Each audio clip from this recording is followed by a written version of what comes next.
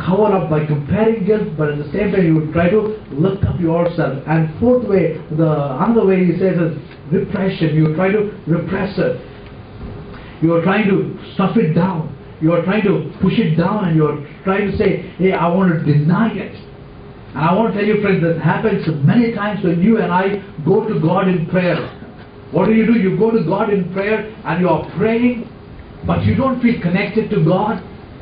Why? Because there's probably maybe a sin or guilt in us, and we have never dealt with it, and we go to God and we start praising Him, but all that you would find is that your prayers are hitting the ceiling and falling down, and you're not really connecting to God.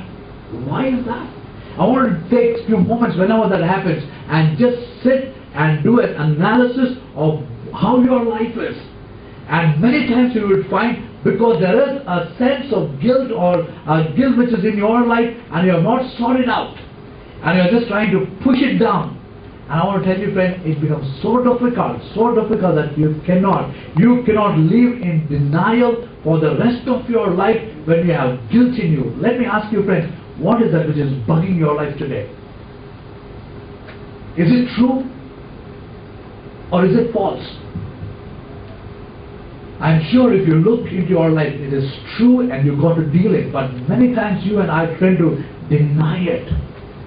It's something like, you are swimming, and I'm sure Brother Kenyot does good swimming. And if ever I give him 10 balls, tennis balls, and I would tell him to take it to the water and put it down, all the 10 balls, what will happen? He may get 4 or 5 in his hand and do it. But what happens to the others? They come up. And he again takes it and he tries to put them down in the water. Does it work? It always pops up. I want to tell you, many times you and I are taking guilt